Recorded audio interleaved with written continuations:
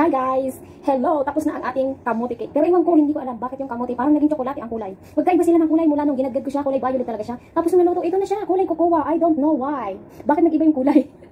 Pero maganda rin yung nag-experiment tayo, di ba? Ako kasi may ligaw mag-experiment pagdating sa mga ganitong mga pagkakagkain. Ayan na siya, oh. Oh, ayan na. Charan! Oh. Ayan na po siya. Okay lang yan. First time, hindi naman masamang mag-try, di ba? Pero mas masarap para sa akin yung lasa ng carrot cake ko at saka yung lasa ng kalabasa cake ko. Pero wala mo masama. Try and try pa rin tayo. Masarap din siya, pero hindi siya kasing sarap ng kalabasa at saka ng carrot ko. So ayan, try tayo ng iba pa. Yan. Salamat, sana magustuhan niyo 'to pag nagluto kayo. Thank you.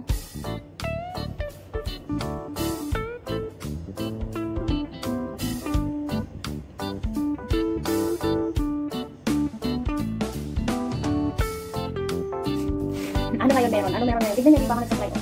Ito yung ginawa ko. Bakit parang kulay cocoa? Yung kamote, naging cocoa kulay. Hindi siya ganun ka-violet katulad ng kamote pa lang siya na ginagad ko pa lang. Pero titikman natin kung anong lasa niyan.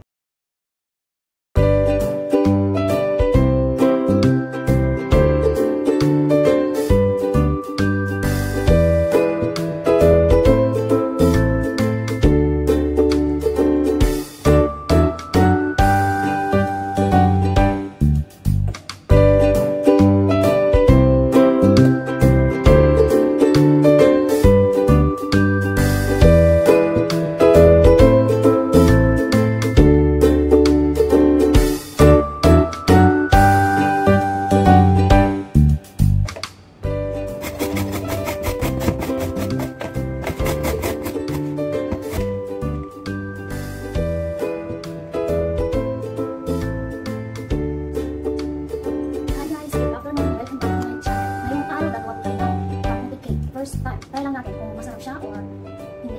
So yan, para sa nanghihingi ng recipe nito, si Celery Rose, egg na siya. Watch mo po. Let's start. Una ang gagawin natin, salain muna natin yung honey. Ganyan.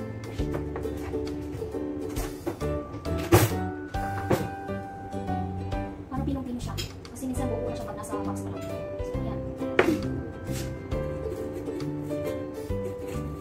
Bilisan natin kasi ito sa mga next. So yan, salain muna natin yung ating mga tulog sila. Kaya ako lang mag-iinit dito. Tapos natin masala yung mga harina, ihalo na natin yung mga dry ingredients. Okay, si Celery Rose, ito na yung breakfast mo. Mamaya panoorin mo. Yan. Sunod na yan siya. Tapos ilagay na natin yung baking soda. Then yung ating baking powder. Tapos ang ating salt. Yan. Tapos ihalo muna natin. Nag-mix na lahat, set aside na muna natin. Lahat ng mga dry ingredients, pagkahalo-haluin na muna natin. Ganyan. Sunod. Lahat ng mga liquid natin like yung itlog, tapos yung oil, i-blender po natin. Ayan. Pero yung asukal, hindi natin siya ihahalo dun sa powder kasi ito kailangan mag-mix din siya. So i-blend din po natin kasama ng egg, tapos ng oil at saka nito, dinagdag natin yung kamote. Let's go! First, ilagay natin yung itlog. 3 eggs. Next, yung ating oil.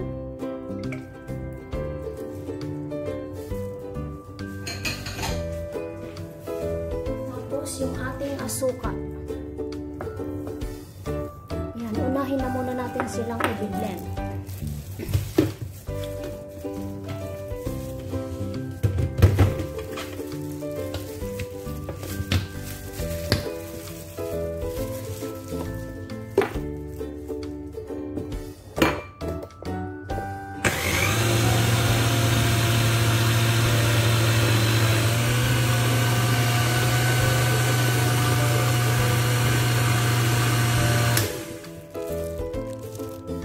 Next, ilagay po natin yung kamote.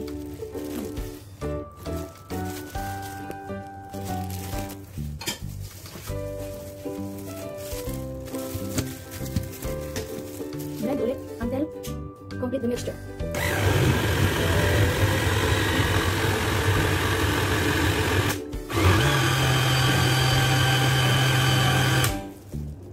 Medyo mataan siya. Medyo malagay. So, haluin natin ang konti dito sa taas. Ang ganda ng kulay, parang ice cream na. Ayan.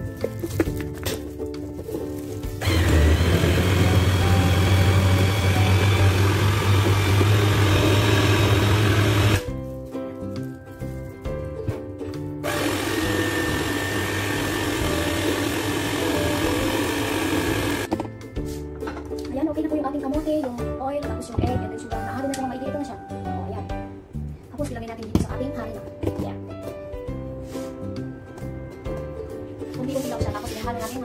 kompleto yung ating gusto. Ayan, unti-unti natin siyang ibubos dito sa ating natin. Ayan, kalahati lang muna. Tapos, mix mo na lang. Ang ganda ng kulay dito. Ito, purple. Yung vanilla, mamaya natin ilagay tapos na tayo mahalo. Ayan. Kamote, no bake cake. Sisigarilyo Rose, gawin mo na rin ito. Tapos, kaya lang baka hindi ko pa ma-upload, wala akong ano. Hindi ko alam kung kaya nakalabas ulit. Alam mo naman ako nakikisalat na ako ng signal doon sa soko. Ayan, ilagay na natin lahat.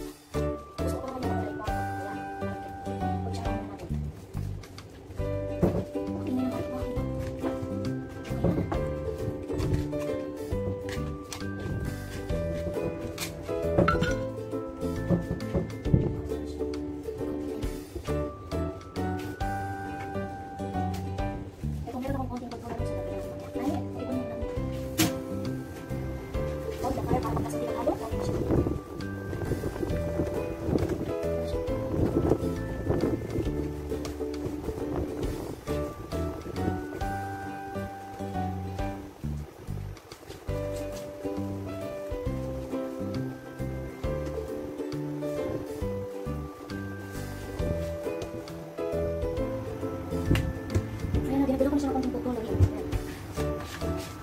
Makulay siya.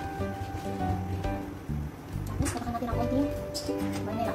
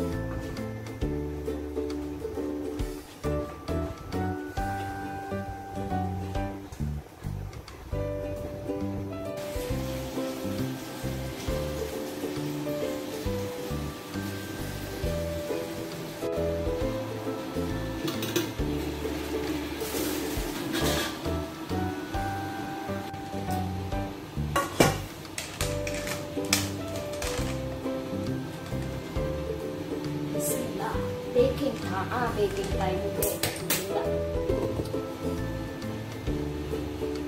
Ano?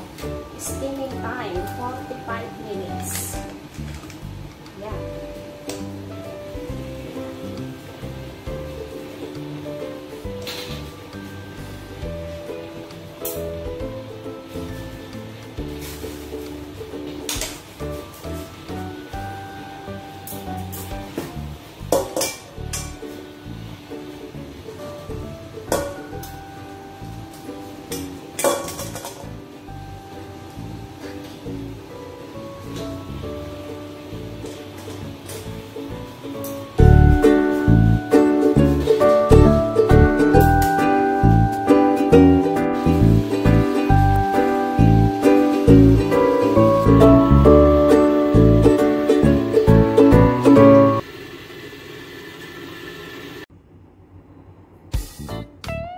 Hi guys, ito na yung aking sweet potato cake. Parang hindi siya masarap ang kulay sa paningin ko. Yan pa naman yung favorite kong color. Ba't kaya ganyan? Ibang-iba sa kulay nung kamuting ginawa ko.